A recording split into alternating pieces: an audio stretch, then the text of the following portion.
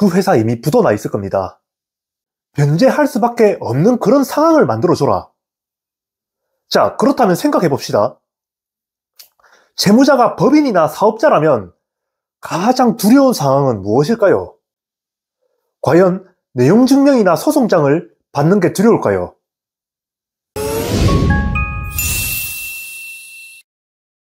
여러분의 시간은 돈입니다. 1.25배속으로 보십시오. 제가 앞전 영상에서는 대여금을 받는 방법에 대해서 알려드렸습니다. 요 위에 나온 이 영상을 보시면 빌려준 돈을 못 받았을 때 여러분이 가장 먼저 해야 할 게 뭔지 정확하게 아실 겁니다. 하지만 단순히 이제 빌려준 돈이 아닌 물품 대금이나 공사 대금 등 이제 상행위를 하다가 발생한 이런 미수금을 대여금과 같은 방식으로 추심하게 되면 어떻게 될까요? 정말 안타깝지만 남은 미수금 한 푼도 못 받을 수 있습니다. 따라서 오늘은 이제 채무자가 법인이나 사업자일 때 요 상거래 채권을 추심하는 방법에 대해서 알려드리겠습니다. 수많은 대표님들이 전화와서 이렇게 얘기를 하십니다. 오랫동안 믿고 거래해서 제가 항상 외상 거래를 해주다가 결국에는 이게 잔금이 막 억 단위가 쌓이더라고요. 이제 뭐 나중에 각서까지 가서 받았는데 어느 순간 연락도 안 됩니다. 처음에는 법무사 갔다가 나중에는 변호사 찾아가서 뭐 내용 증명 보내고 소송까지 했죠. 그런데 1, 2년 뒤에 이제 소송 판결문 나오고 그때 알게 됐죠. 그 회사가 사업장도 받을 돈도 싹 다 사라졌다는 걸요. 제가 방금 말한 과정이 상거래 채권 회수 실패하는 전형적인 과정입니다. 여기서 딱 한 가지 사실만 알았다고 하면 요 결과는 완전히 달라졌을 겁니다. 자, 그 사실이 뭘까요? 바로 상거래 채권 추심의 핵심은 법 조치가 아니라 정보전이라는 겁니다. 아니, 소송에서 빨리 판결부터 받아야지 무슨 정보전입니까? 예? 이게 뭐 산업 스파이 하는 것도 아니고. 이렇게 일반인들 혹은 법조인들은 미수금이 생기고 뭐 잔금이 밀렸을 때 대부분 내용 증명 보내고 소장 집어넣고 뭐 압류부터 떠올리죠.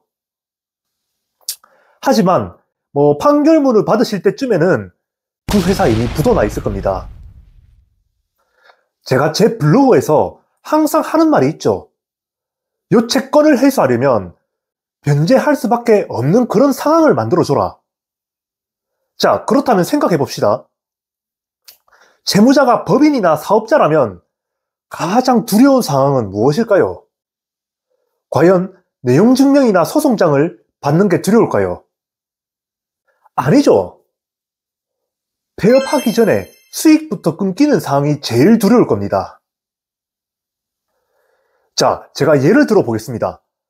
채무법인이 인테리어를 하는 업체인데 요 공사 중인 현장의 원청에 대한 모든 정보를 안다면 어떻게 될까요?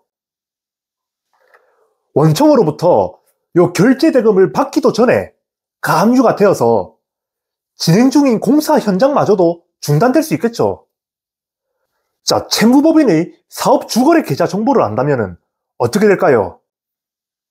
여기서 매출이 발생해도 사업 주거래 계좌가 벌써 가압류 당했을 테니 돈을 꺼낼 수가 없을 겁니다.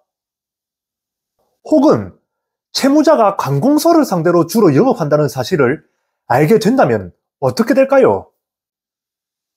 만약에 기업 신용 등급이 낮아지면 사업 존속 자체가 어려워질 겁니다. 그럼 여러분들은 이렇게 물어볼 겁니다.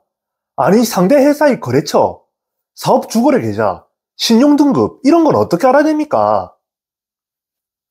여러분들도 알아낼 수는 있습니다. 하지만 직접 혼자서 일반인이 하지 못하고 저희 같은 이제 신용정보회사를 통해서 기업 조사를 하게 되면은 단 하루 만에 알 수 있습니다. 심지어는 채무자가 건설업을 하는 법인이면 이제 현장에 투입된 용역 인원수, 그리고 진행 중인 현장 주소지, 공사 단계까지 나오죠. 쉽게 말해서 채무법인의 약점 정리표가 바로 기업 조회라는 겁니다. 자, 이 약점 정리표를 쫙 다 보고 나면은 이 회사를 어떻게 압박해야 돈을 가장 빠르게 줄지 그 전략이 보이기 시작합니다. 최근 실제 사례 하나를 말씀드리겠습니다. 자, 채권자는 부산에서 건설 목자재를 생산 납품하는 업체였습니다. 그리고 채무자는 칸막이를 시공하는 시공업체였죠. 둘이서 워낙 이제 알고 지낸 기간도 오래됐고, 업계에서 서로서로 자주 만났기 때문에 그냥 외상으로 채권자가 채무자에게 자재를 대줬습니다. 하지만 미수금 문제는 오랜 기간에 쌓여 한 번에 발생하죠. 자, 이렇게 5년간 거래해 오다가 어느 순간 채무법인이 자금 순환이 안 된다면서 차일피일 미루는 순간이 왔습니다. 심지어 대표이사마저 이제 연락조차 잘 안 되는 순간이 왔죠, 이제 드디어. 이때 쌓인 미수금만 무려 1억 원이었습니다. 그렇게 채권자는 저를 소개받고 저희 회사에서 곧바로 채무법인이 기업 조회를 했습니다. 이제 약점 정리표를 쭉 살펴보는 거죠. 신용등급은 D등급으로 이제 사람으로 따지면 이미 신용불량 상태입니다. 그리고 사업 소재지도 대표이사의 집으로 등재해 놓은 그런 상태였습니다. 여러 가지 이유로 실제 운영되는 장소를 숨겨둔 것이죠. 남이 보면은 남는 것 없이 그냥 끝나는 것으로 보였지만 상거래 채권에서 채무자의 약점은 딱 한 가지만 찾으면 됩니다. 바로 조회 결과 이 법인이 저기 현재 충남에서 또 다른 공사 현장을 진행 중이었습니다. 또한 그 현장이 원청으로부터 계속해서 이제 거래 관계를 유지해 오면서 6억 원을 받았던 사실입니다. 자, 그곳에서 발생하는 수익 흐름이 아직까지 살아있단 말이죠. 판결문을 기다리기에는 시간이 없습니다. 자, 이런 경우에 그 법인은 해당 공사를 마치고 폐업하고 명의만 바꾼 채 똑같은 짓을 반복할 겁니다. 바로 그 자리에서 거래처 결제받을 남은 잔금에 대한 가압류가 들어갔습니다. 자, 그리고 실제로 그 공사 현장의 원청으로부터 1억 원에 대한 원금뿐만 아니라 이자까지 받을 수 있었습니다. 자, 상거래 채권은 워낙 중요한 얘기라서 다시 한번 정리해 보겠습니다. 상거래 채권에서 채무자가 폐업하면 돈을 받을 길이 없어집니다. 따라서 상거래 채권 해소의 핵심은 바로 정보입니다.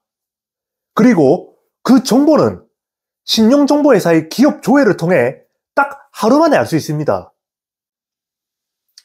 이런 약점 정리표를 보지 않고 그냥 무작정 내용 증명 보내고 소송부터 들어간다? 결과는 뻔합니다. 여러분들께서 판결문을 받으실 때쯤에는 그 채무자는 신용불량 상태거나 부도나기 직전일 겁니다. 자, 다음 영상에서는 여러분들이 가장 궁금해하는 양육비 채권에 대해서 하나부터 10가지 모든 걸 다 알려드리겠습니다. 이상 중앙신용정보회사의 김도윤 부장이었습니다. 감사합니다.